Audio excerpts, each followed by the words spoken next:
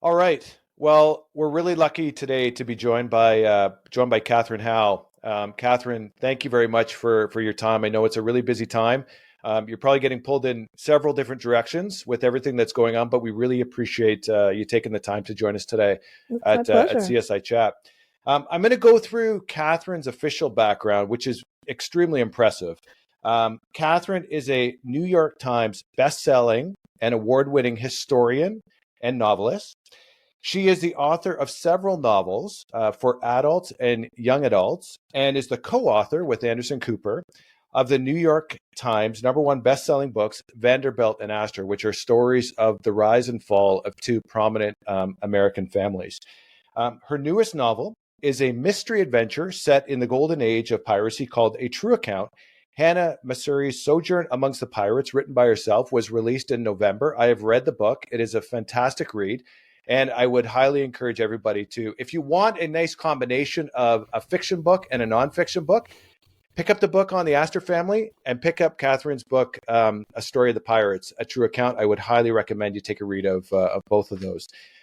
But first off, we need to get to know Katherine a little bit better. And what I thought I would do is tell the story about how Katherine and I sort of first met and first connected and how we had first reached out. So if I roll the clock back to October, I was sitting over breakfast reading the Toronto Sun up here in Toronto. And for those that know, I'm a sports fan. Toronto Sun has a great sports section, for the record, but they also have a really good entertainment section that I enjoy reading.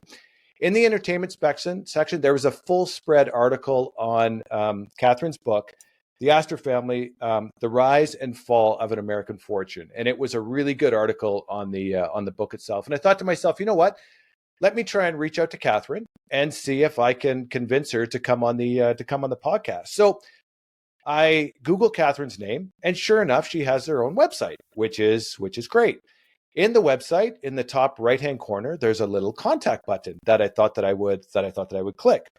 So I click, and I'm all set to send an email. But then I realized there's like 3 or 4 disclaimers that I have to read through before I can actually send Katherine an email. And I'm thinking, reading these disclaimers, I said, you know what, I need to ask Katherine about these because there must be a really good story behind each one of these disclaimers because they're all very unique. So Katherine, what I thought would be fun is to go through these disclaimers and perhaps you can provide a little bit of context and a little bit of background behind these disclaimers, which I had to make sure I read Gladly. and make sure I cleared before I actually decided to send you an email. So I'm going to go through the disclaimers and then you give us your perspective and your background on why these disclaimers are up on your website. Okay. Disclaimer number 1. Unfortunately, Katherine is unable to assist with homework projects, including National History Day. Please read a history book. So, Katherine, can you give us some context behind this disclaimer? Oh, I know that's a little bit of a grumpy one, I'm sorry to say, but there was a brief time when National History Day was kind of the bane of my inbox. I don't actually fully understand what National History Day is, but the upshot, my impression from the inquiries I've gotten over the years, is that kids, like middle school or high school students, I think it's mostly junior high students, will choose a topic. I guess, I don't know if it's like a competition or something, but they'll choose a topic. And the version that I got was that they're supposed to interview an expert. So for whatever reason, I think there's like a year, like a theme for I don't know what happened. There was one year. So occasionally I would get like these trickling inquiries, like, I can tell from the internet that you are an expert in the Salem witch trials. And I'm like, okay, so you Googled and then you click the first name that came up. Like, I get that.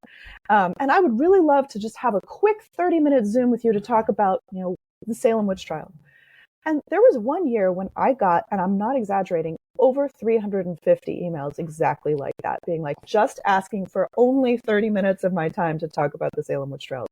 And finally I was like, guys, this is if I once worked out the math. If I answered everyone's inquiry and said yes, that would be a solid month of 8 hours a day of just answering. And I thought to myself, gosh, what if there were a technology where one person's ideas could be disseminated to a large group of people? Oh, wait, there is. It's called books. So periodically I would answer and I'd be like, if you want to know anything that I have to say about the Salem witch trial. So the reason for this is because my first adult novel. It's the Physic Book of Deliverance Stain, which was a Salem witch novel that sold very well.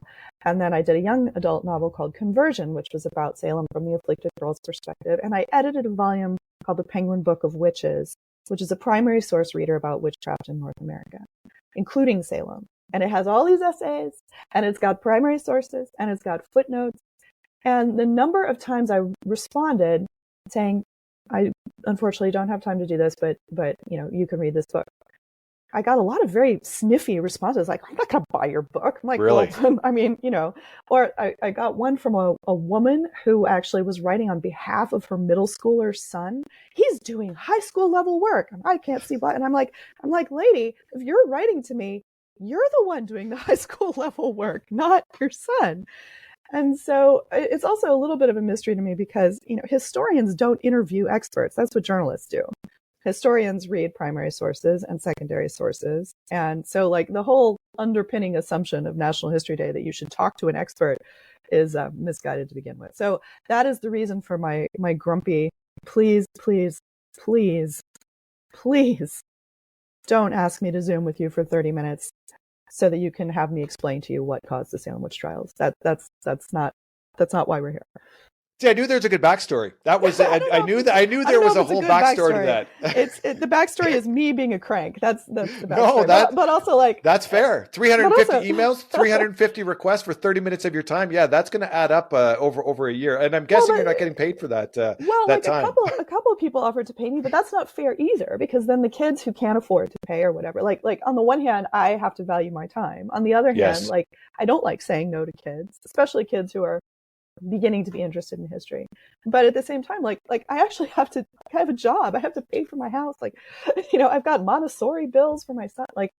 It's there is this thing called a library where the books are free. And I would think that most jurisdictions there are multiple libraries and several. A lot of them are within walking distance of the house. So there's no excuses. Public libraries, school libraries, and libraries will often buy books. This is a good public service announcement to any kids who are listening who are going to do National History Day. Your public library will buy books for you if 100%. You ask them to. 100%. And so. So that is the reason for my rather grumpy, I'm not available to help with your homework. And I finally ended up having to outsource answering those inquiries to an imaginary assistant. Oh, nice. I have an imaginary assistant who writes my most troubling letdown emails for me. She shares the name of one of my book protagonists, but 99.9% of the time, these people have never read anything that I've written, so they don't know that they're being let down by my book protagonist. All right. Well, there's disclaimer number one. That is a great story. Now, disclaimer. You're not going to ask me to help you with your homework, are you? Yeah. No. That is off the list. That was originally going to be one of my initial requests. When I saw the disclaimer, Katherine, I'm saying, you know what? I better figure it out myself with my kids. I'm sending them straight to the library. Good. Disclaimer number two. Katherine is unable to forward correspondence to Anderson Cooper. So perhaps you can provide a little bit of context behind this particular disclaimer. Yes. Well, so I've co-authored 2 books with Anderson now. Vanderbilt, The Rise and Fall of an American Dynasty, which came out in 2021, and Astor, The Rise and Fall of an American Fortune, which came out in 2023. And it was such great fun working on these books, and we worked really hard on them, and we're really proud of them. But it also, Anderson, as you can imagine, is busy and famous. And so it is, I assume, a little bit harder to get a hold of him than it is to get a hold of me, because I have a website with a form you can just fill out. And so many is the time I've either received, remarks about the books with an explicit request to please share them with him. Or more commonly, it will be a kind of roundabout trying to get on his schedule using me as the Jimmy. It'll be like, we'd really love to have you at our festival, and maybe if Anderson could come too. And I'm like, okay. But, I do not have access to his schedule. We don't share a calendar.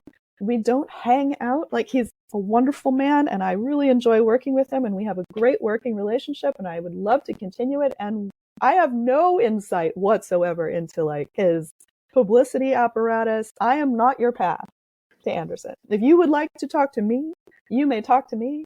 If you would like to invite me to your festival, I will gladly probably come to your festival.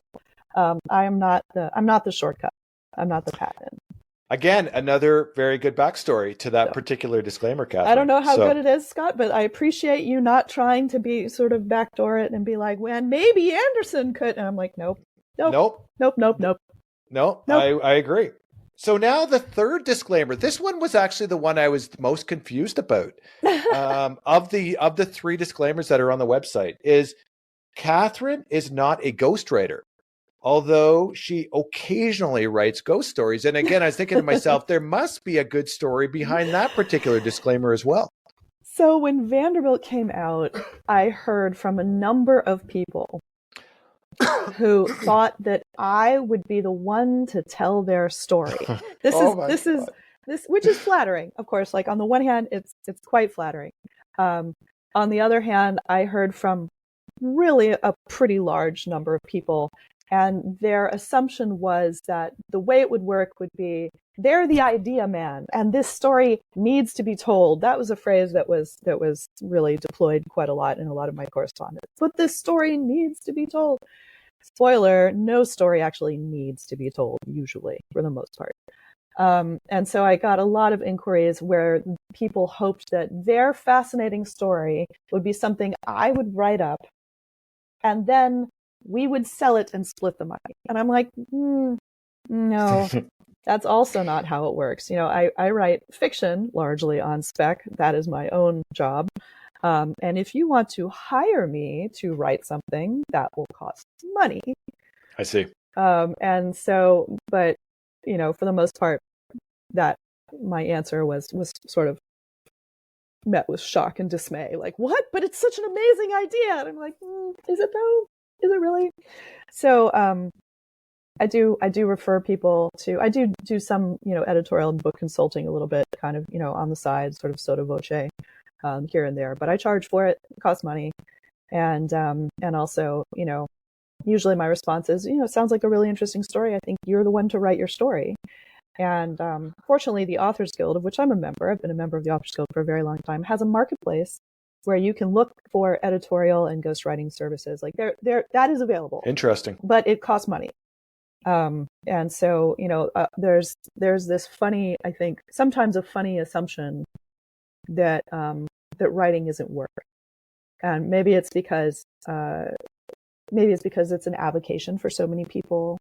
Like music, you know, plenty of people make music because they love to do it, but there are people who make music and that's their job and that's how they support themselves. And so I think for a lot of people in creative fields, you know, being able to insist on the value of your time is an important thing to do.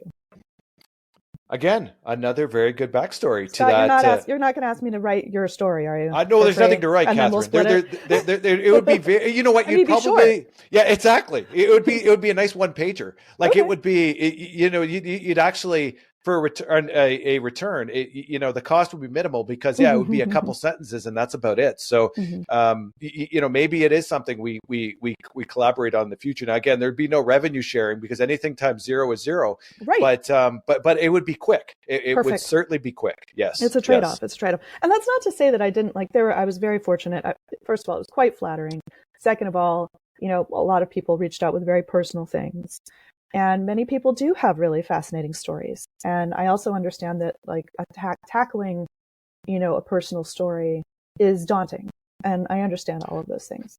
But, you know, it's one of those things where I wasn't able to, there's no way I could have accepted all of the inquiries that came my way. Well, the one thing you get from reading the Astor book is the amount of detail that goes into the book. Like you can just envision as you're reading it. I think I'd heard you made a comment one point where you and Anderson spent a lot of time in the public library. And I think in the Astor Library or in the Astor room, working on it. New York Public Library, which grew out of. So they have a Center for the Humanities there, and I was a researcher that was based at the Center for the Humanities for a number of years. Which is wonderful because then you get kind of dedicated support from librarians and you get workspace, and it's it's just such an amazing institution. And the New York Public Library came about partly from the merging of the Astor Library, which was one of the first public libraries founded in New York City by the Astor family, and the Tilden Library. So when you walk through the Schwartzman buildings, or the sort of like main building of the New York Public Library, which first of all is beautiful and worth a visit if anyone who happens to pass through Manhattan. It's right on Bryant Park on Fifth Avenue and 42nd Street.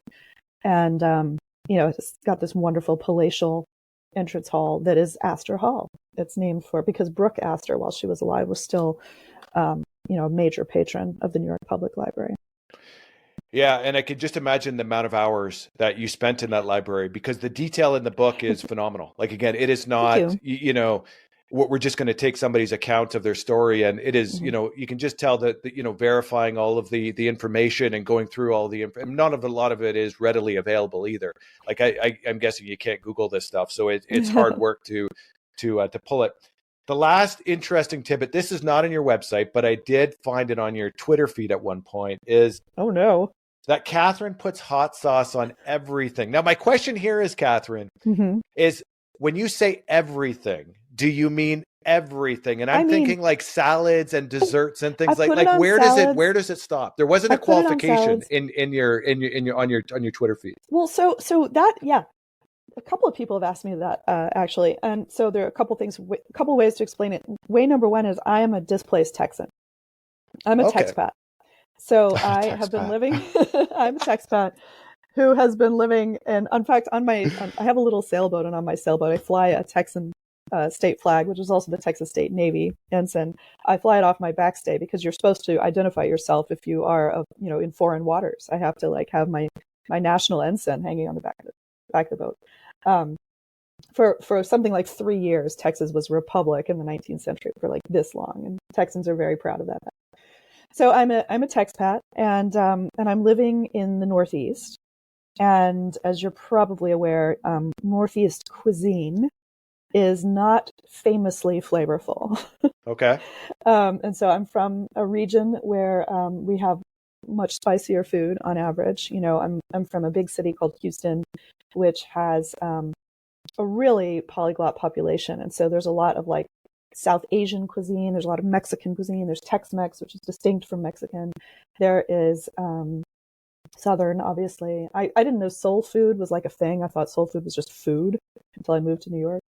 And so, and like Vietnamese food is really big, and there's just a lot of cultures in play in Houston. And so I'm accustomed to food that is very spicy and peppery. I see. So I put hot sauce on salad. I will put it on hamburgers. I mean, I'm veggie, so it's veggie burgers. I will put it on French fries. I will put it on pizza. I'll put it on pasta. I will put it on pasta with pesto. Pretty like just about anything. And you have to have an array of hot sauces too, because like there's certain, like you can't put sriracha in gumbo. That's just wrong. You have to put Tabasco in gumbo. Sriracha, however, is really good on pizza. I highly recommend it because it's got a little bit of a sweetness to it. So stuff like that. And then the other part of it that I learned, so years ago, my husband and I were, he was a fellow and I got to be a resident scholar at an institute that is at Stanford, where they bring together people in the social sciences who are studying disparate things. And there was someone there who was like studying taste and smell and the ways that related to certain perceptual things. And this scholar she was a super taster and also a super smeller. So she was one of those people where she's one of those like onophiles. She's someone who can smell the wine and tell you all the different notes and all the different things and so forth. And apparently super tasters actually have to eat really bland food because it's overwhelming otherwise. And so one day she did a thing for the scholars and fellows and residents to evaluate how good we were at tasting things. And what was fascinating is I learned I am a subpar taster and I'm a subpar smeller. Without a visual cue, I couldn't tell the difference between rosemary or thyme. I couldn't tell the difference between nutmeg and cinnamon. Like, it was stunning. I was really kind of mind blown how dependent I was on visual cueing to understand what I was eating. And it turns out that that's one reason why I really like hot sauce on everything, because without hot sauce, I just don't taste anything, really. Interesting. So that is the backstory. Although one time it was very charming because I once did a book event somewhere and I don't remember where it was. And someone, like the organizer for the book event, actually gave me as a welcome gift a giant bottle of Texas Pete hot sauce. That's nice. Yes, it was very sweet. Well, that's great. So we've learned a lot about you. Thankfully, I worked my way through the disclaimers. You did. And we connected. And here we are today. And before we get into Astor, we're going to talk a little bit about your background, because your background is more on the fiction side. It's true. And what would be great to talk about is your newest book, A True Account. Again, I've read it. It's a fantastic book. It arrived right around November 21st when it first came out. I'm glad you enjoyed it.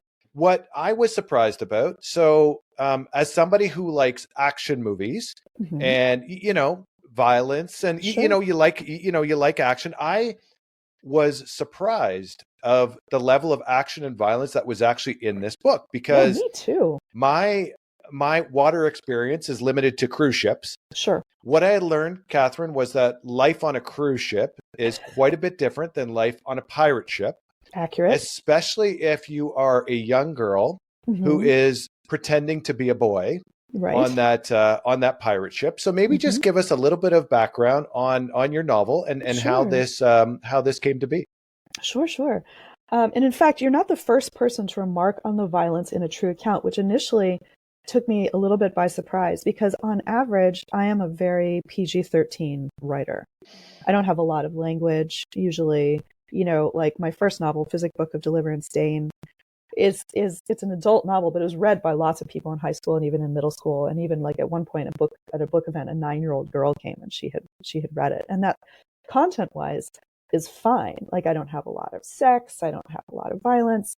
And if I do, it will be fleeting and usually shocking. And so I was really taken aback when at first some of the early like Goodreads reviews and stuff were like, this book's really violent. It is. But it gives you a sense of like how much time I spent in the primary sources for this book that I kind of didn't notice that until someone else had pointed it out. And then once I started thinking about it, I was like, okay, well, there's this thing that happens. And then there's that. And then there's that. All right. And then, okay. And then once I started tallying it up, I was like, oh, wow, this is a really kind of an intense, violent book. So it is. But I will also add that virtually none of the violence in A True Account is from my imagination. Virtually all of it is actually from the primary sources. It's stuff that actually happened. It's so like we're talking about a world of really sometimes staggering brutality.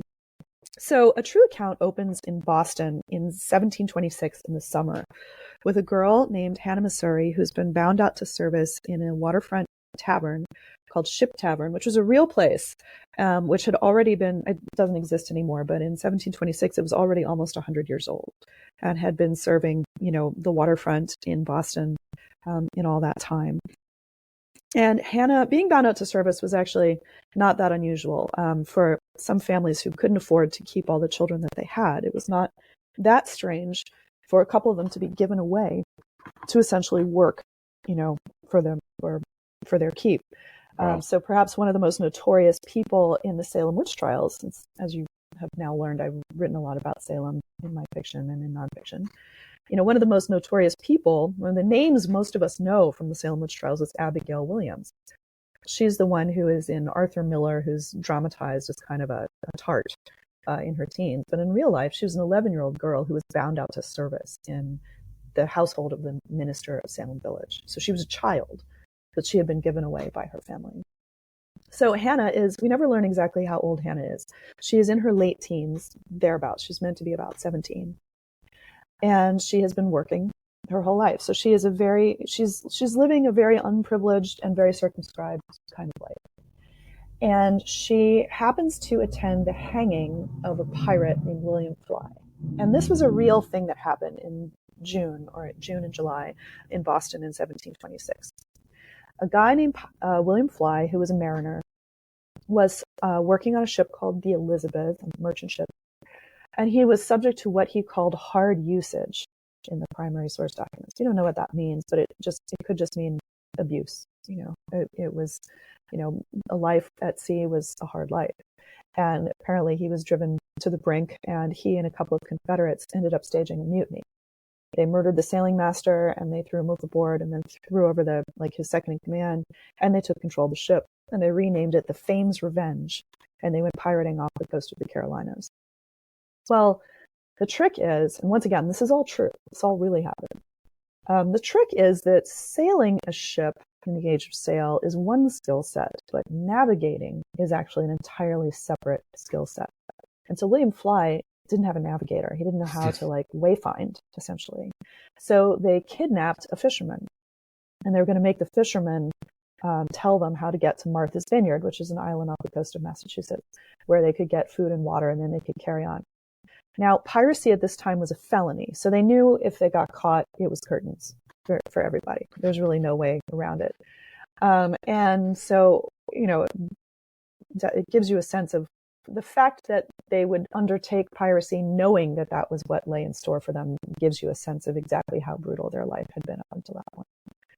So the fisherman tricks William Fly, and instead of taking them to Martha's Vineyard, he takes them all the way outside Cape Cod to outside of Boston, because the fisherman happens to know that there's increasing sort of enforcement of anti-piracy statutes, and that he's likely to be rescued if he takes them outside of Boston. And that's what happens. The ship is captured, the pirates are dragged to jail in chains, and they are subject to kind of a series of public humiliations, in effect. There's a historian named Marcus Rediker who's written a lot about the uses of terror in piracy, that not only on the part of the pirates, that it was in a pirate's interest to be terrifying, because then it was more likely that ships would just give up without a fight. But he's also pointed out that the state would then use a rhetoric of terror in order to try to frighten people out of turning to piracy. So William Fly and his Confederates were first taken to church. They were preached at by Cotton Mather, the same guy who presided over the Salem witch trials, who was trying to bring them back to God and also to a position of public penitence. He wanted to force the pirates to saying publicly that they had done the wrong thing and that the right thing to do was to obey authority. And when the day came for William Fly and his Confederates to be executed, William Fly did a pretty remarkable thing. First, he mounted the scaffolding. He looked at the noose. Again, I'm going to emphasize, this all really happened. He looked at the noose, said to the hangman, "Don't you know your trade?" and then retied it better, because he's a sailor, right? Wow. Puts it over his head.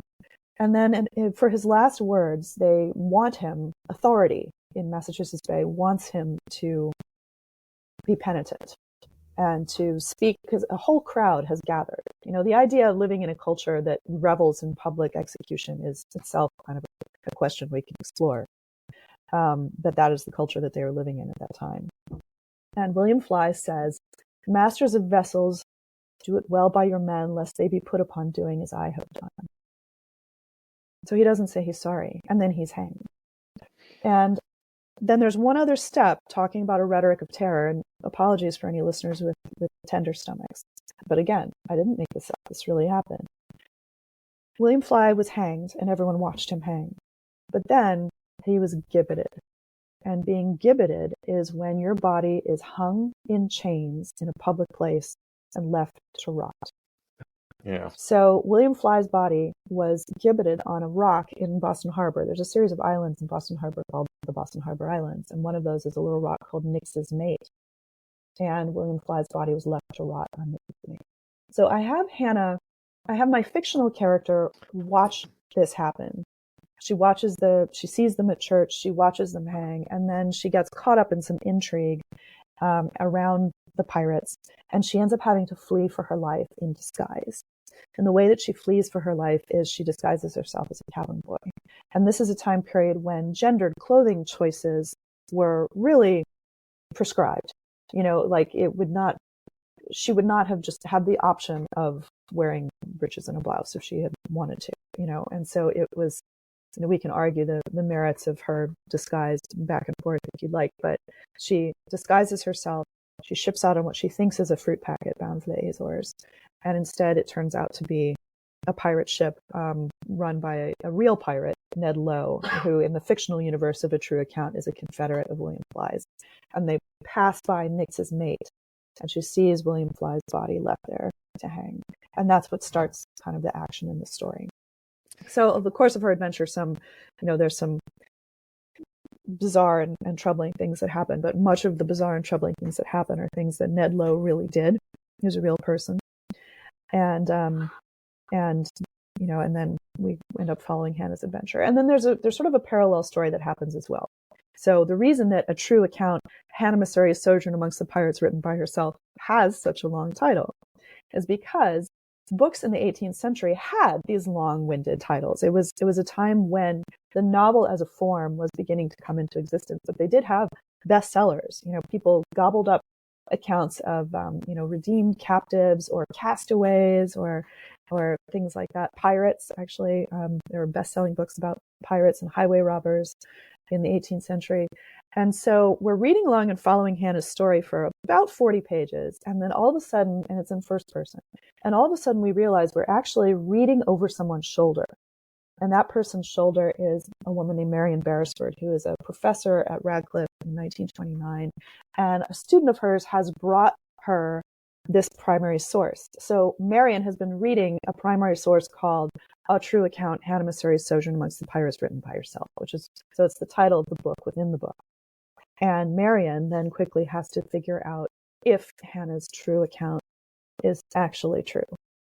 And of course, because it's a pirate story, there's a treasure hunting element to it because you've got to do it. There's a parrot, you've got to have a parrot.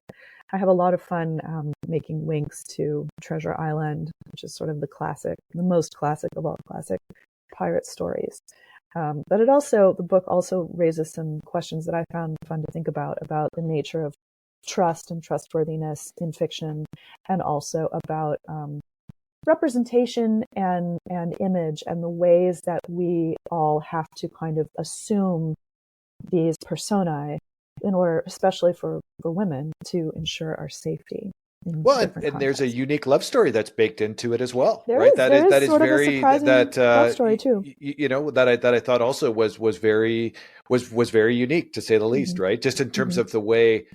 Well, again, I don't want to give it away. It was just very unique and not expected. It was a little bit of a surprise. Again, nothing too graphic.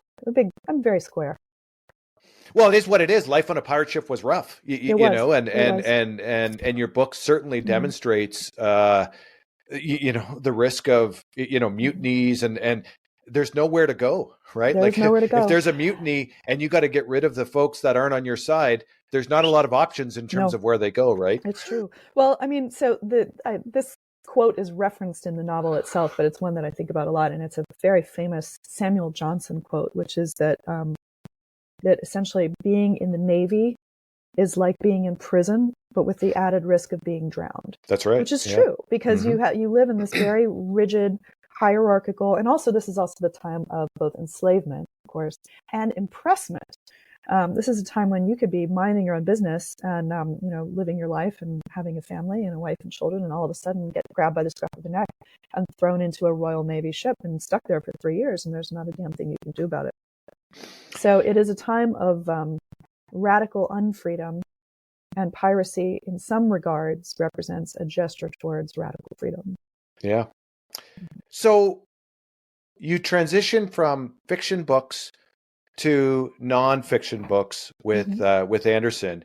And I guess the one similarity between the two is that both are history books to some degree, right? Is that they're both history books. But maybe just talk a little bit about that transition. How did that happen, going from fiction to nonfiction?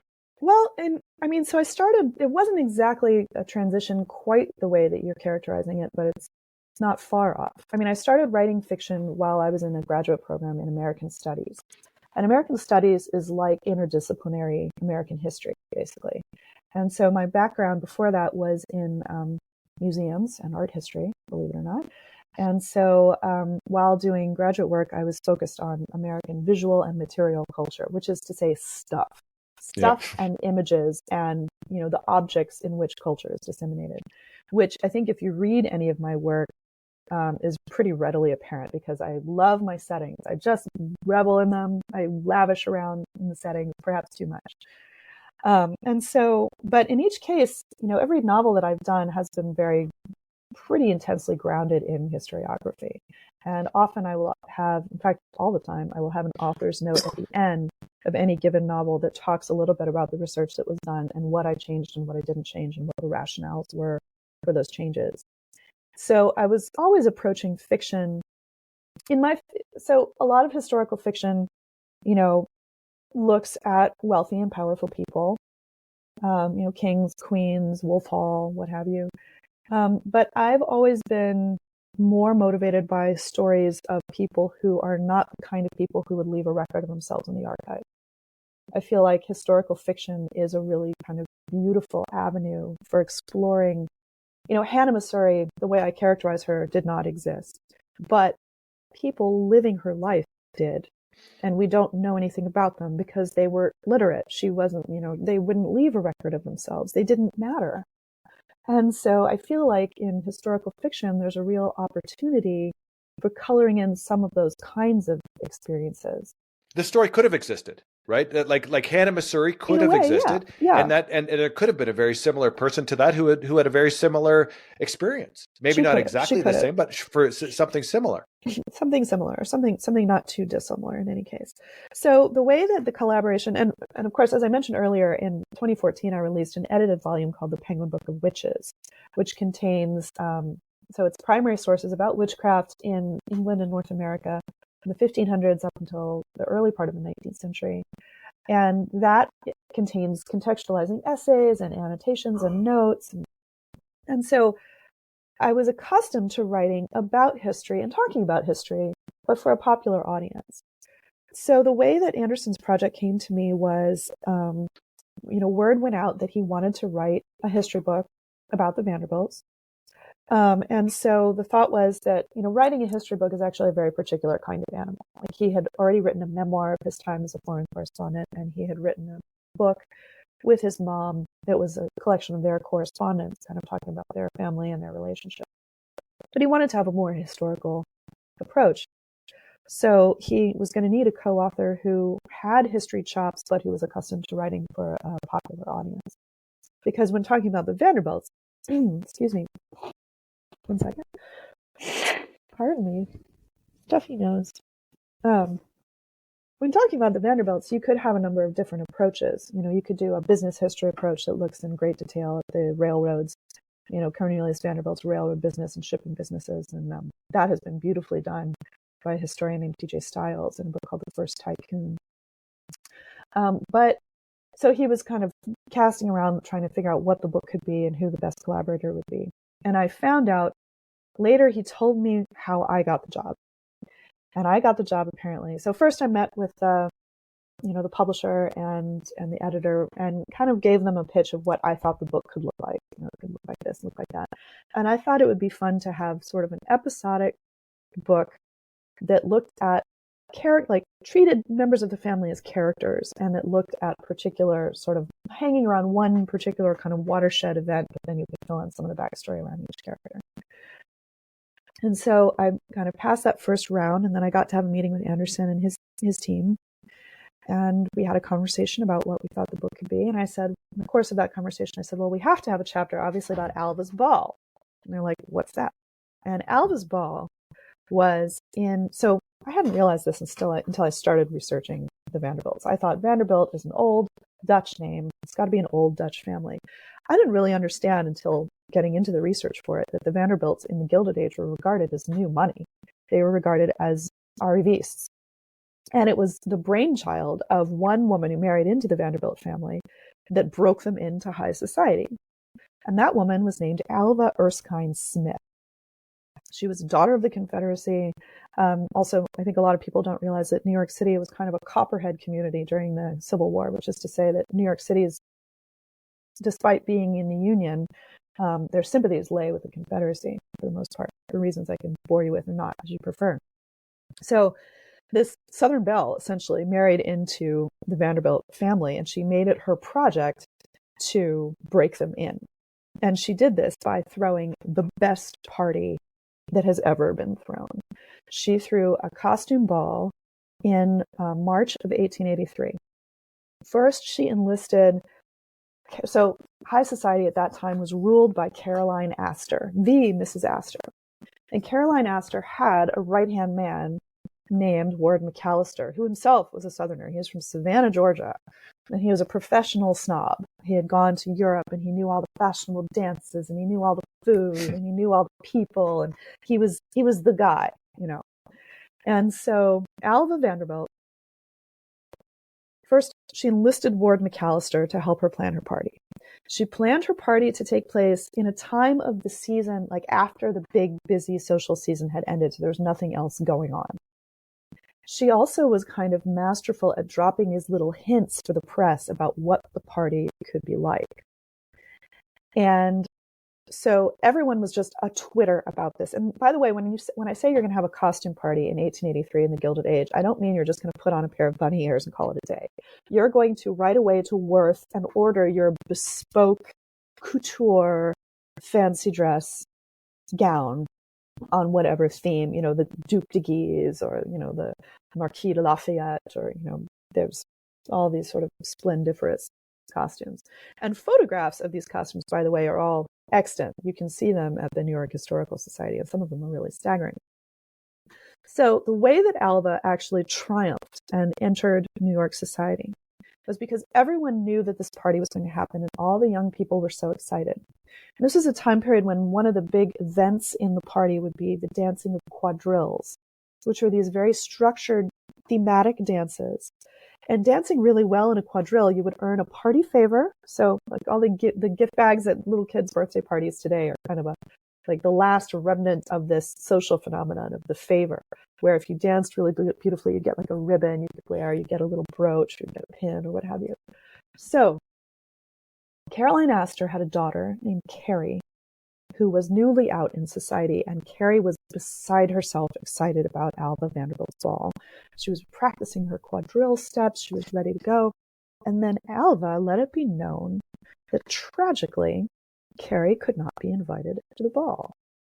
And the reason for it was because Caroline Astor had never called upon Alva Vanderbilt.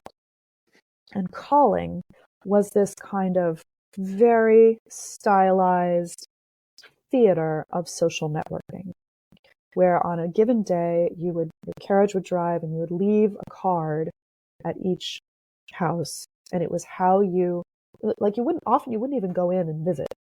Often you would just leave your card, and it was sort of like do you remember in the early days of Facebook when you could poke people? Mm-hmm. It was a little bit like that, I think. So Caroline Astor had never called on Mrs. Vanderbilt.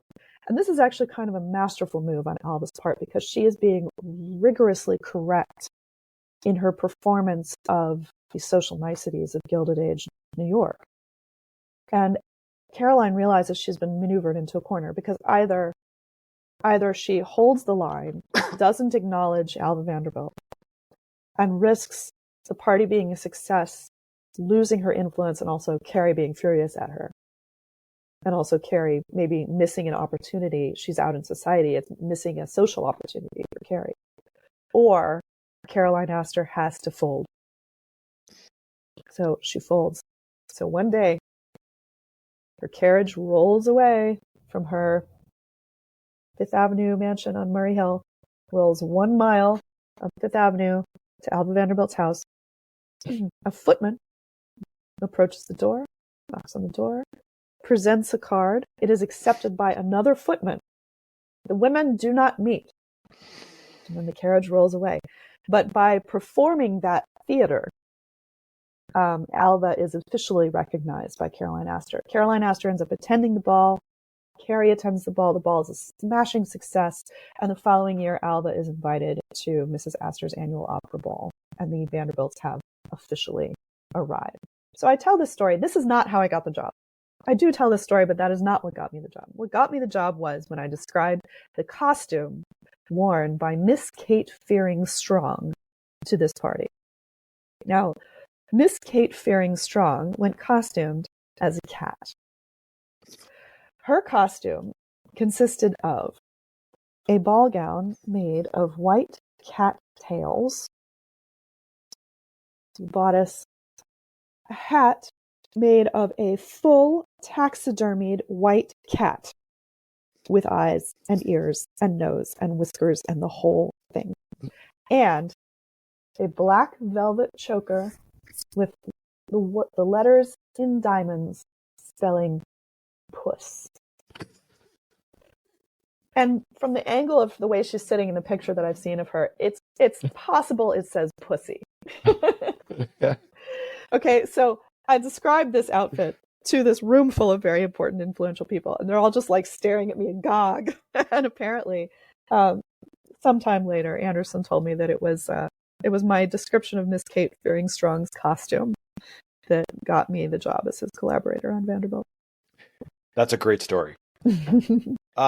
We are taping this interview. Mm-hmm. We are discussing this a couple of days after Succession raked up a number of Golden Globe Awards. And Succession is, call it a current day rise and fall. For sure. And my question, I guess, is twofold for you, Katherine, is that is there any link between the release of the first season of Succession in 2018 and the Vanderbilt book going out in 2021? Is that any sort of a link? And the second part of that would be, clearly, again, people love Succession. It is a fantastic, it's not an accident. They were racking in Golden Globe after Golden Globe. That is certainly not an accident. Why do people love rise and fall stories? So is there a link between the two? Is that kind of what you think was one of the reasons why Vanderbilt was so popular? And then number two is why do we love rise and fall? Do we love, are we jealous? Do we love watching all the the lifestyles of the rich and famous? What do you think it is? Oh, I think it's a little hard to answer that question. I mean, I have some theories, obviously. I enjoyed Succession very much. The book, we started talking about the book in 2018, and I finally got the go-ahead to start working on it in February of 2019. And Anderson has talked about the fact that he wanted to grapple with the Vanderbilt legacy, that he has spoken about this many times in public, that he, when he was growing up, had really conflicted feelings about being connected to the Vanderbilt family and always preferred to identify more with his father's family.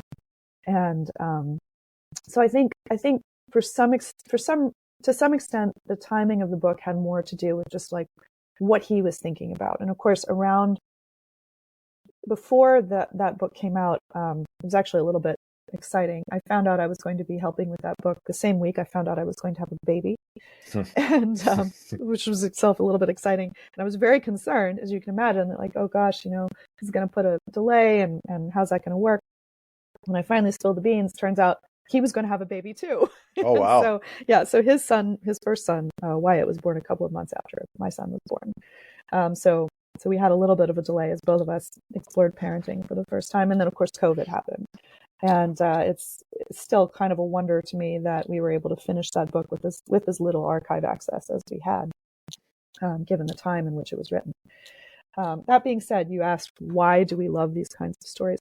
And it's funny, William Waldorf Astor quit New York in a huff. He's the guy who founded the Waldorf half of the Waldorf Astoria Hotel, and he did it after he had tried to run for a political office in New York City and been roundly rejected. And he tried to, rather bizarrely, a number of Astors really dreamed of being historical novelists, which I find completely surreal to contemplate.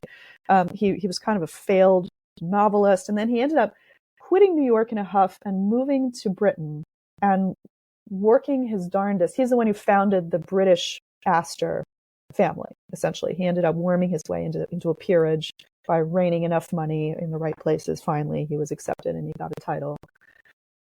And he complained, and I think there's something to this, that there's something undemocratic about levels of wealth like that. That, like, on the one hand, like, that American culture did not have a legitimate way for you to be a gentleman in the way that British culture, I don't know if this still holds true, this is a debatable point, but arguably British culture has a category of existence which is the idle, wealthy gentleman. And in American culture, we don't have that. We don't respect it, really. Like the people that we tend to lionize who are wealthy and successful are wealthy and successful because they have done something, oftentimes. Mm-hmm. They play a sport really well. They make music really well. Even Kim Kardashian, who initially did nothing. She has a genius for self-promotion and self-invention, and then she made an underwear line that seems to be really working for people.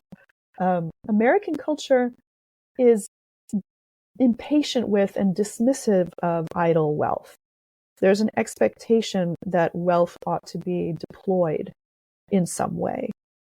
But that doesn't mean that we're not obsessed with wealth. I mean, look at the the Met Gala red carpet, or look at any of the kind of celebrity coverage. Look at Architectural Digest. I mean, we devour our wealth porn, and it's Lifestyles also of the Rich and Famous. That is, I remember Lifestyles of the Rich and Famous with Robin Leach. That's right. I remember it.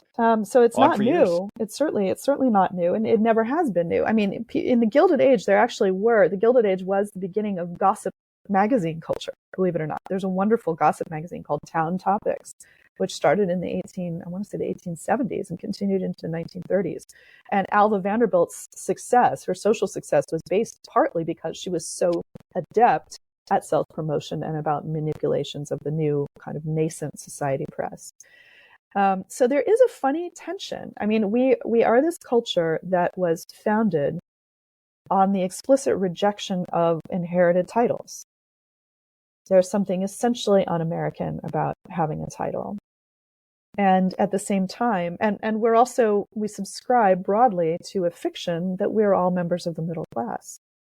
There isn't really a language to talk about class in American culture. And I think it was Mark Twain who said that there will never be really a successful labor movement in the United States because we are all temporarily embarrassed millionaires, which is kind of true. Like, there's this sense that, like, part of our interest or hunger for depictions of wealth is because we have this cultural fiction that that our ship will come in, whether it's, who knows why, what is it? Is it basketball? Is it a football scholarship? Is it the lottery? Is it, who knows what it is? Is it quitting college and making something in your garage, which becomes a personal computer? Our culture loves these stories. But at the same time, we also love to see them dismantled because there's something essentially undemocratic about wealth that great. There's a real tension, I feel like, in American culture around our hunger for these stories and our pleasure in the destruction of them. I don't know if it speaks all that well. I'm speaking very broadly. I don't know if you would draw distinctions between Canadian culture and American culture. There probably are distinctions to be drawn. I don't think so. I would agree with your comments, Catherine. Yeah. I think people, you just watch Succession, and if you really dig into what they're trying to keep, like the tensions within the family and how, like, there's a lot there to. There's a lot of reasons why it's not just it's not just by chance that show is so successful. Is that if you look into how it was written and the tensions that they're pulling on, it is fascinating. Definitely. And the book, the Astor book, is the exact same way. Yeah. Again, it is the other thing about the book that I really like is as you're outlining, is you're getting a picture into New York City in the 1800s. It was such a different time than New York City today. And again, it still has. It wasn't. It still has, and the interesting thing too is that if you walk the streets of New York City, you would see some of the points that or some evidence of the Astor family, right? Oh, definitely. So, they wrote their names across the city in a way that the Vanderbilts didn't. But one thing that Anderson and I talked about, especially when working on the Vanderbilt book, but the conversation continued into working on the Astor book, and that was the idea of money as a pathology. That Cornelius Vanderbilt, who founded the Vanderbilt fortune, and who at one time controlled, I think it was something like $1 out of every $20 in existence. Wow. Like something simply staggering proportionally. That he had a self-professed mania for making money.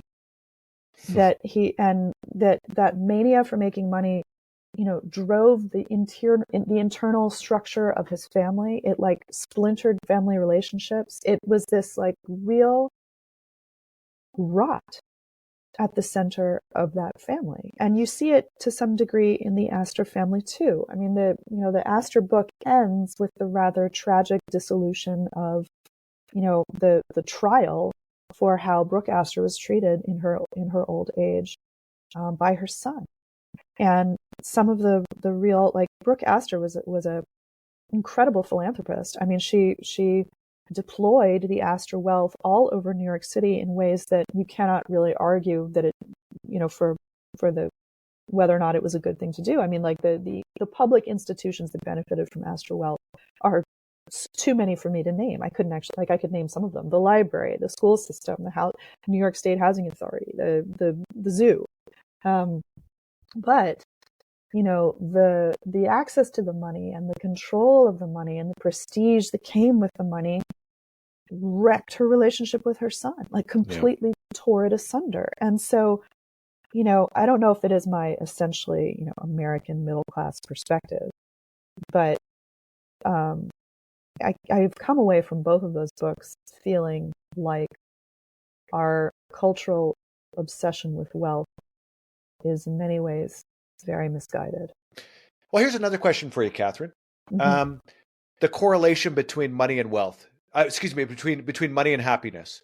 After, because there's a lot of discussion in the book about, about how, in some cases, how depressed some of these people were despite their wealth. And after all of your research on these two books, do you think there's a correlation, or there should be a correlation between happiness and wealth? Well, I mean, I think there are actually scholars who've done work on this. My understanding is that money does buy happiness up to a point. Like, once you've secured, food stability and housing stability and clothing stability and, safety, we can't argue with the fact that wealth buys safety in our culture.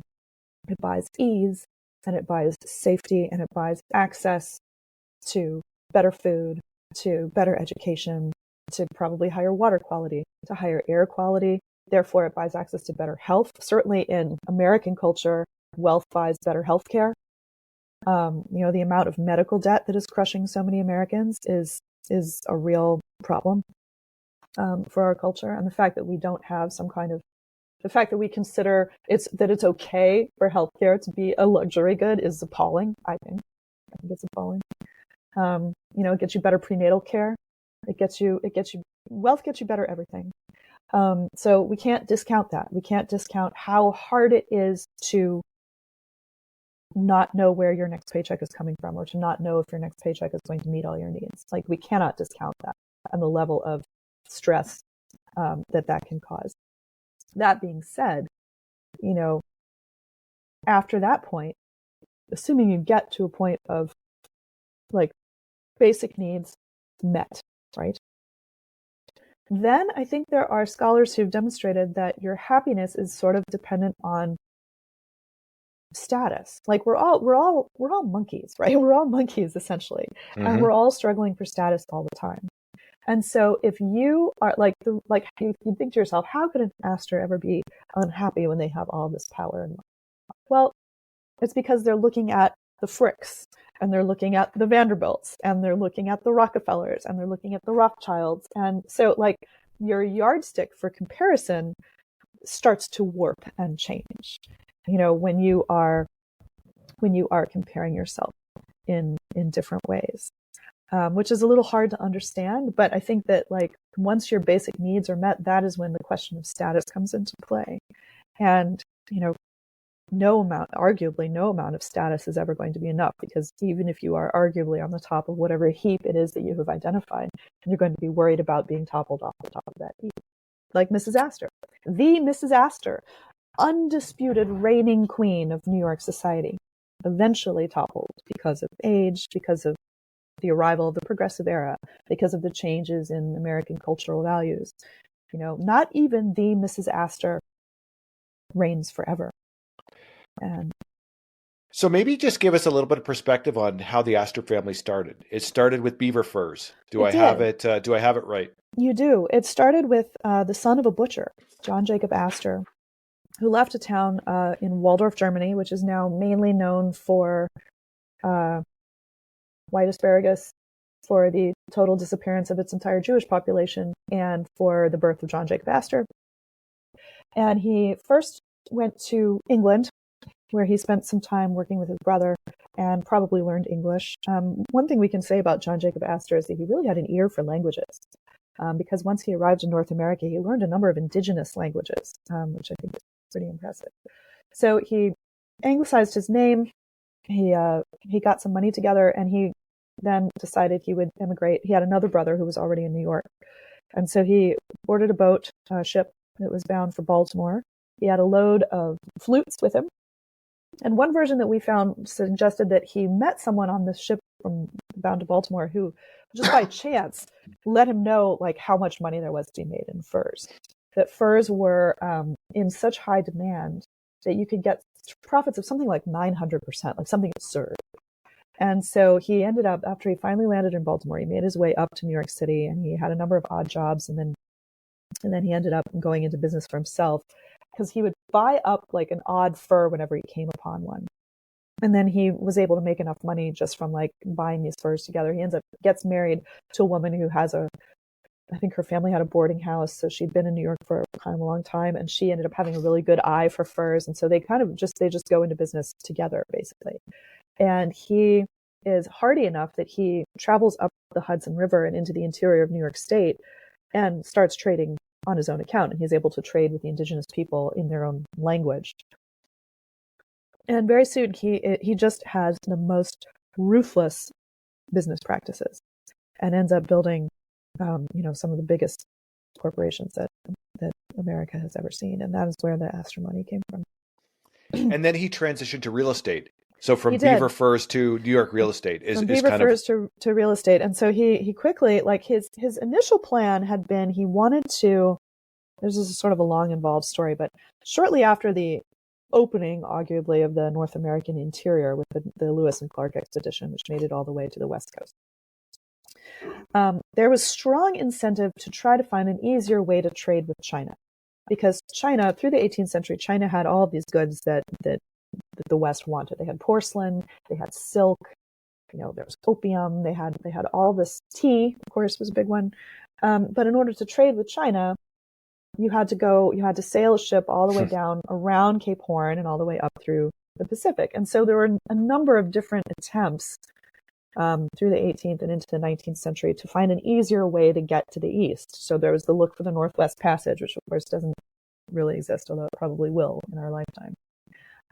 There was an attempt by Cornelius Vanderbilt, actually tried to have paddle boats that would go across Panama. He tried to come up with a way before the Panama Canal. He tried to come up with a way to expand his shipping empire into the Pacific. And so Astor's idea was to establish a trading post in what is now the state of Oregon. He established what is now Astoria, Oregon. Setting for the film The Goonies. I only just recently. Oh, really? When I showed. I know Goonies. Yeah. I showed that film to my son recently, and I was like, "Whoa! It's set in Astoria, Oregon. That's crazy." So he was going to establish a trading post there, and he sent an overland expedition and a seagoing expedition, and they were supposed to rendezvous and start a trading post. And the idea was that trading post, that he would essentially dominate all Pacific trade. That it would be like the landing, like the equivalent of New York, but for the West.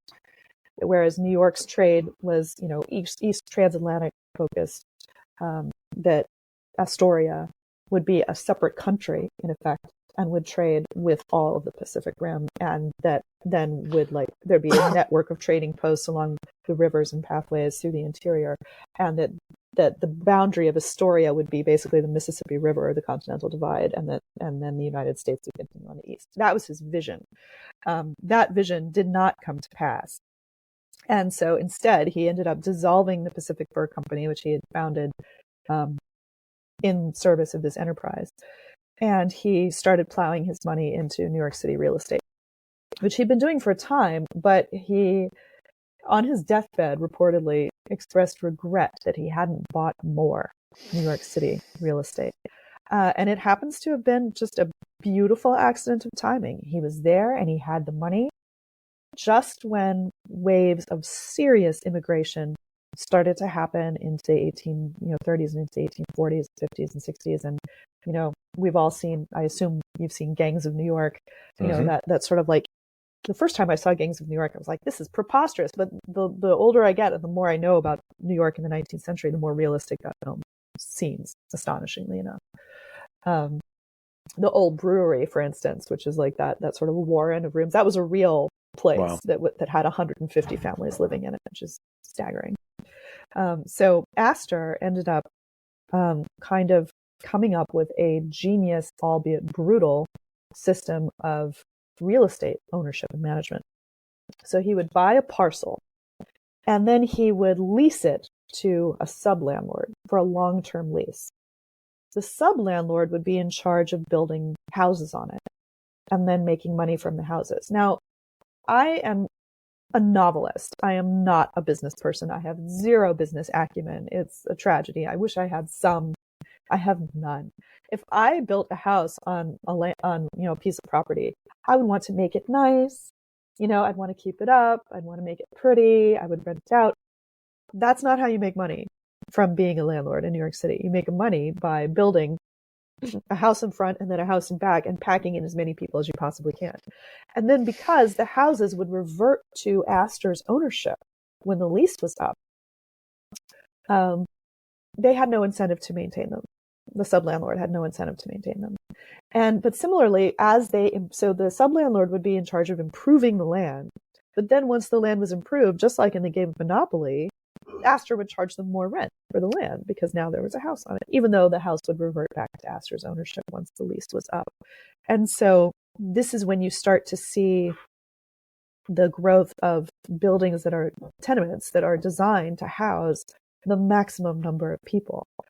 Because also New York City in the 19th century, as it's getting waves of immigration, mostly from Europe, so you get, the Irish potato famine, you have waves of Irish immigration, waves of Italian immigration, waves of Germans, then you have waves of Jewish immigration from fleeing the Soviet pogroms and things like that. So as things change in Europe, immigrants arrive in New York. Well, New York is hard to get around in. It's very hilly. And now we have public transit, but for a long time there wasn't public transit. So everyone had to live close by their work. They didn't have the technology for bridges until the 1880s. So it's not like you could live in Brooklyn and commute. There was a time when steam locomotives would go overland through the streets in New York City. Can you imagine? Wow. With that many people? And so that very soon New York City had to look into ways to make more public transit. But the reason that Manhattan became so concentrated was because they didn't really have the technology to grade the land. Manhattan is very rocky and very hilly. That's why it's able to support these really tall skyscrapers, because the bedrock there is really strong and thick. That means it's hard to get through. So Manhattan wasn't really able to expand until the later part of the 19th century, and they weren't able to get rapid transit going until the very late 19th century and into the beginning of the 20th century. So everybody who arrived had to pack themselves into the same few square miles of Lower Manhattan in order to live close to their work. In Astor, we actually have a chapter that I'm really proud of, which is about a guy who I stumbled upon in the clippings files at the New York Public Library, whose name was John Jacob Astor, and who had been born in Waldorf, Germany, and he was an immigrant. But he immigrated in the 1850s, and he was a cigar roller. And so I thought, wow, this is fascinating. And they're in New York. When he died in a poorhouse. And newspapers took great notice of the fact that this guy with this very storied, wealthy name had died in a poorhouse.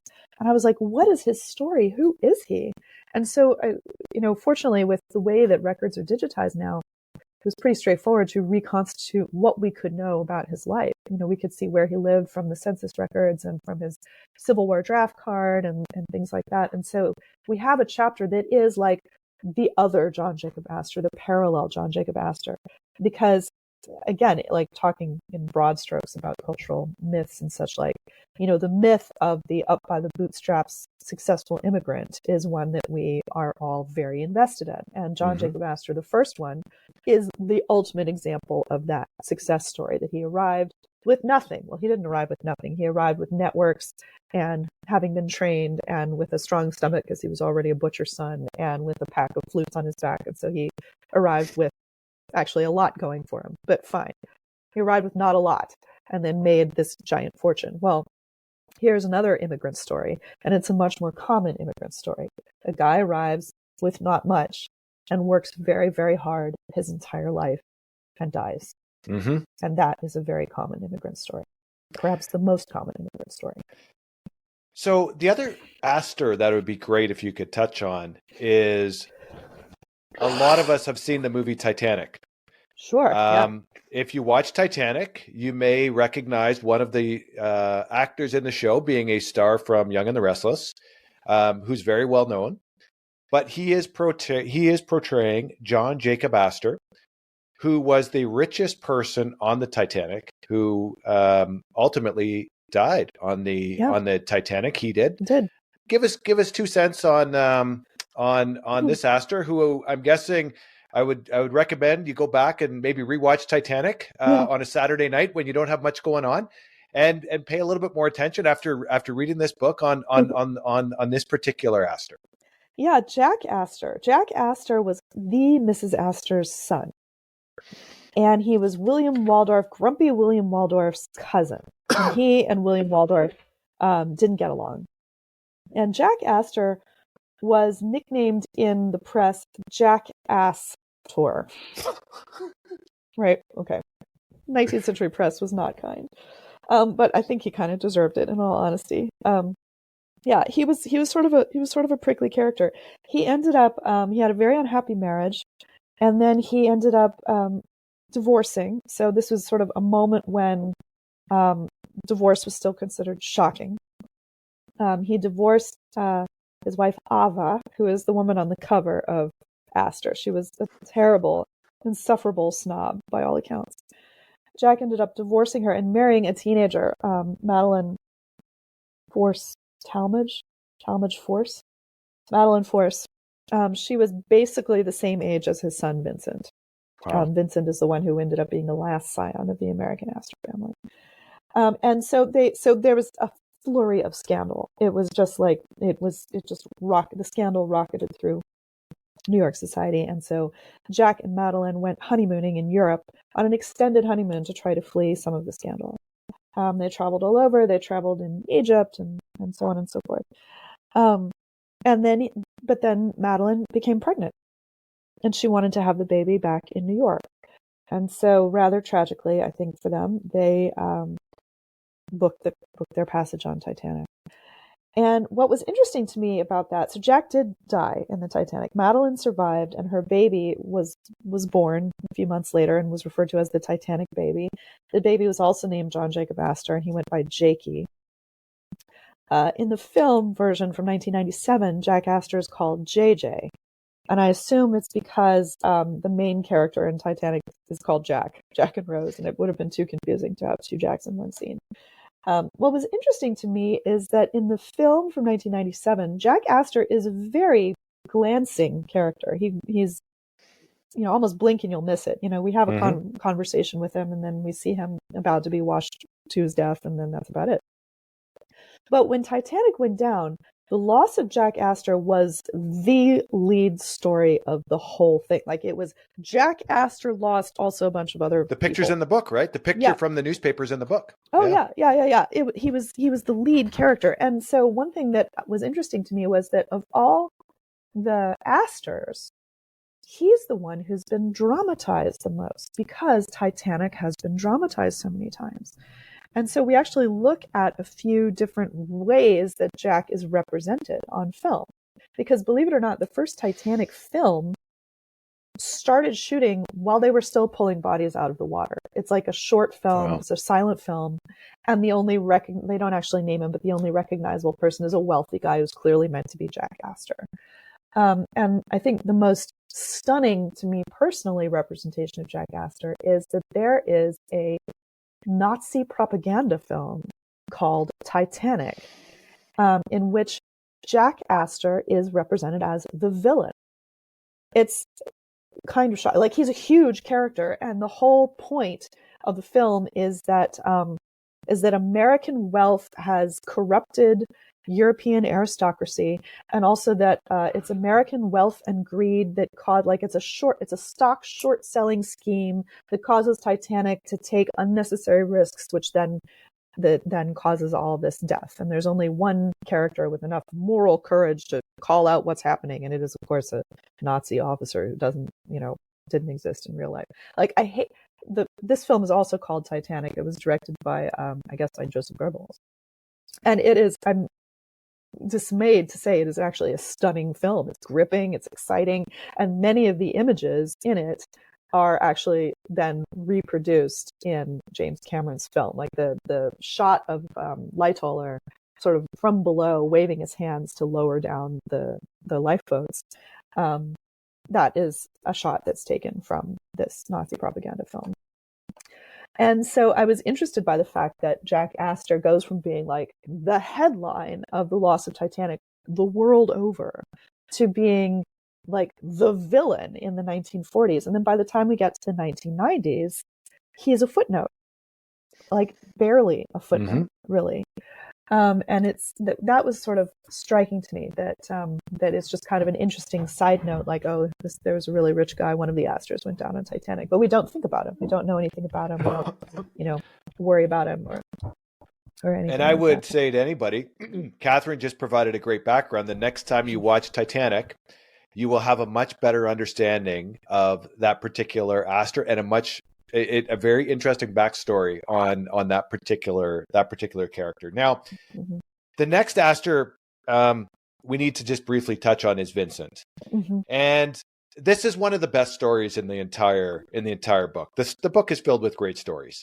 Thank you. But Vincent and his marriages, and I am just going to replay here, Katherine, the story from the book, and you're going to give us your take on this. Okay, so Vincent is on his second wife. Yep. And I guess things are not going very well between him and his second wife. Nope. And it sounds like they want a divorce. Well, Vincent is fine with the divorce, provided his wife finds him a partner, which I've never heard of a divorce ending in that way. But apparently that worked for Vincent. So interestingly, two of them now go on the warpath to try and find a partner for Vincent. And they found a lady. Now, unfortunately, with this lady, she had money, which was probably not a good thing in this case, because one of the things Vincent brought one of the things Vincent brought to the table was money. And after a short courtship, Vincent finally decided to pop the question. And I'm going to just briefly outline how this conversation went, because this is hilarious. Yeah. Vincent asks the lady, "Will you marry me?" And the lady gives legendary response number 1. "Marry you, I don't even like you." What a great response. Now, Vincent, credit to Vincent, he is not deterred. He is not deterred at all. So what is his retort? His retort is, I'm sorry. "I drink and I smoke heavily." Now, I'm paraphrasing here. "And my health is poor. Doctors say I have a max of 3 years, so don't worry."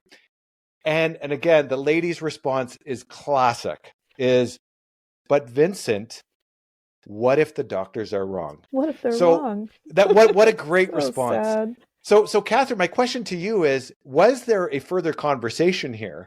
Did Vincent actually provide a response to the lady's questions? What if the doctors were wrong? What was going to happen in that scenario?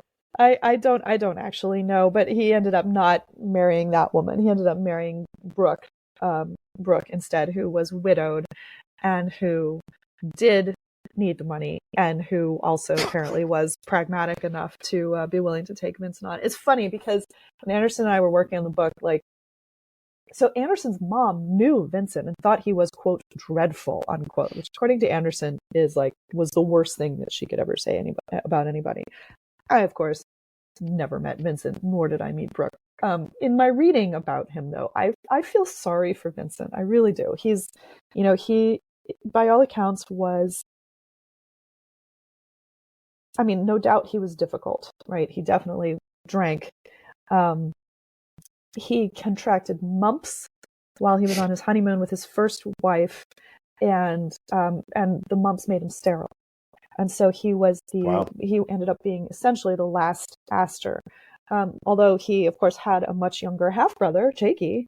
Vincent was Jack Astor's son, the Jack who was lost on Titanic. So he lost his dad at a young age. Yeah. He was only 21 years old. Yeah. Or actually, he was 20. He was 20 when he lost his dad and then very quickly turned 21, so attained his majority. And so he was the youngest person to essentially assume head of the Astor family. And by all accounts, he just wasn't prepared. He was a kid, and also I think sort of emotionally immature, even in addition to his youth. And there are a few little details about Vincent that make me feel sorry for him. And one of them is that he had to identify his father's body. His father's was one of the bodies that was retrieved. Not all the bodies from Titanic were retrieved, but Jack Astor's was, and he was identified in part by the monogram on his shirt. And apparently he had a watch, a pocket watch, which of course was stopped, and Vincent carried it on him the rest of his life, ostensibly. So here's this kid. He's got this stepmother who is his same age. So essentially like also a kid, right? And he's got this half-brother and, who he gives no money to whatsoever because the stated reason is because he's not even convinced that Jack was actually Jakey's father. I mean, let's leave that aside because we don't know one way or the other. But for whatever reason, Jakey and Vincent never had a relationship. And, it's one of those ways where money can poison relationships, I guess. So my impression of Vincent is that he's this like rich, eccentric, and kind of solitary guy. Like he was and naive. Like he was obsessed with trains. He had like a model train that you could ride on. He like had all these weird little obsessions. He had a big yacht called Norma Hall, and I read a number of his like ship logs of voyages that they took because they're at the New York Public Library. And so he goes on these really extravagant cruises in the 30s. By the way, his wife is not along on any of these cruises. His girlfriend is, and his friends and their girlfriends. And they go for months at a time. They go like, through the Panama Canal and into the Pacific. And, he has these kinds of like scientific pretexts for why he's doing these trips. I like the practical jokes that he liked to play on the on his guests. Those were those were real. Those are real. Like I could imagine. Some people might not take that in the right way, right? One of his practical jokes and heavy quotes was that, like, on one of his guests, he figured out what that guest's stock holdings mainly consisted of, and then like made it seem like because their communications were all over radio or shortwave radio, I guess. And so he made it seem like the guest had suddenly like lost all his money while the guest was stuck on his yacht. Yeah. And it proved to be a joke, like hilarious, except that that's totally something that could happen. And like, it's, and of course there's also an element of control. Like it's his yacht, it's his friends. He's calling the shots. Like one wonders if he is in a position to understand how cruel a joke like that is when he is the one who has the most money and he is the one who's setting all the terms of that social engagement. Like he sounds terrible, but he also sounds like but I also, maybe part of my pity for him is that there was no way he could not be terrible. But interestingly, he does do some things that I find rather kind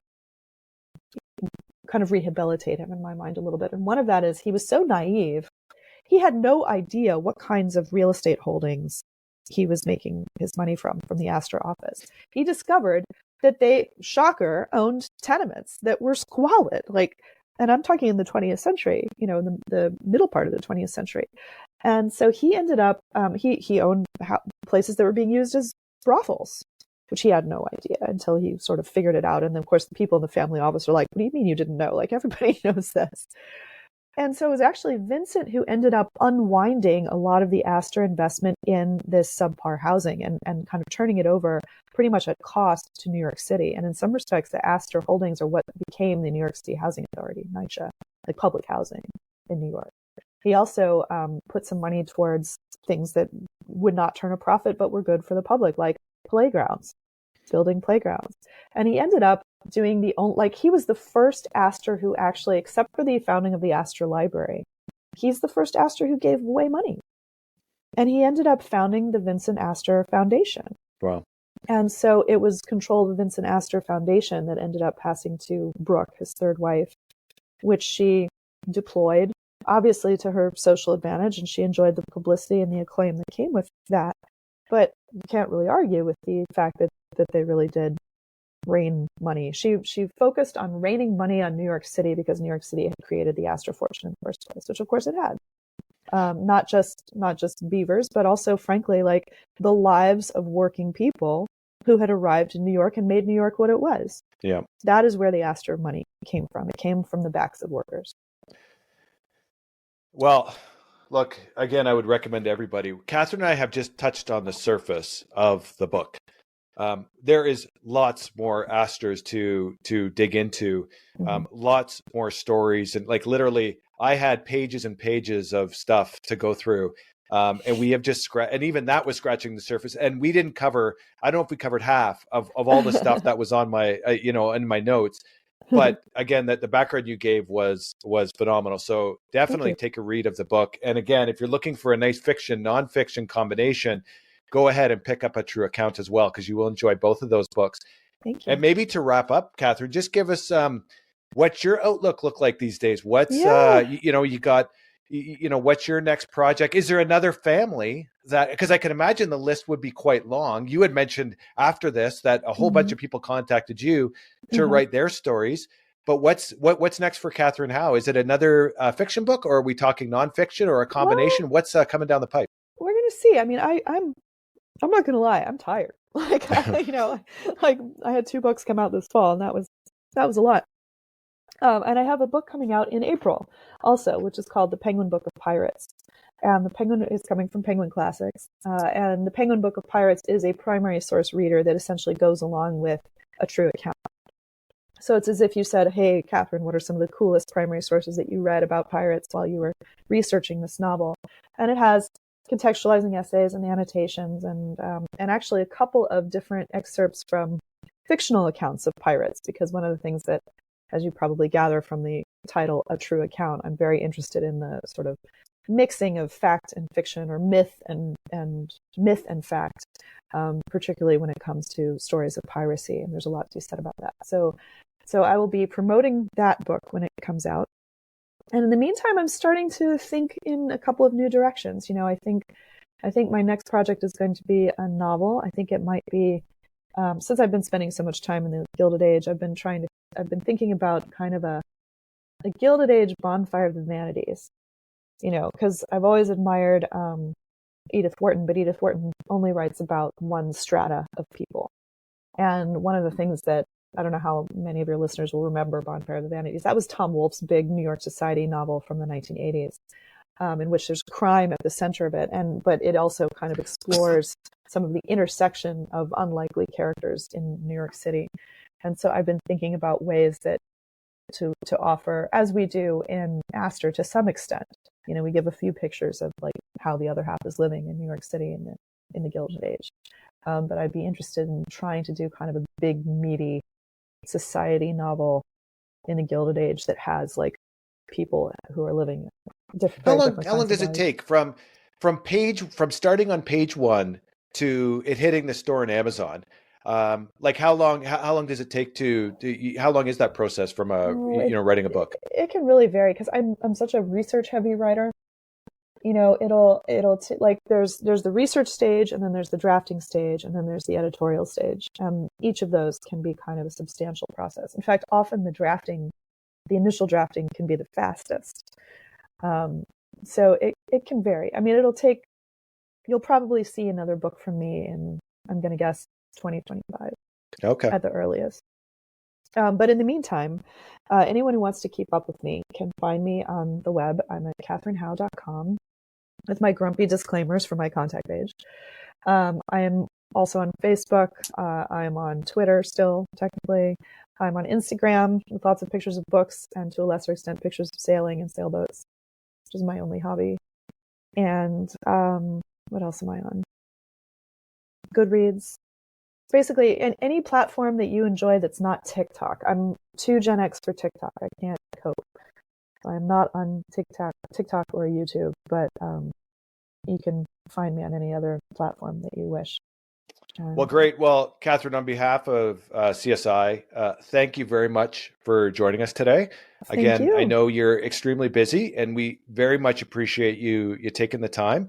To everybody listening, buy the books. They're a great read. And again, thank you very much for taking the time, Katherine. We very much appreciate it today. I had fun. Thank you for inviting me, Scott. Oh, you're welcome.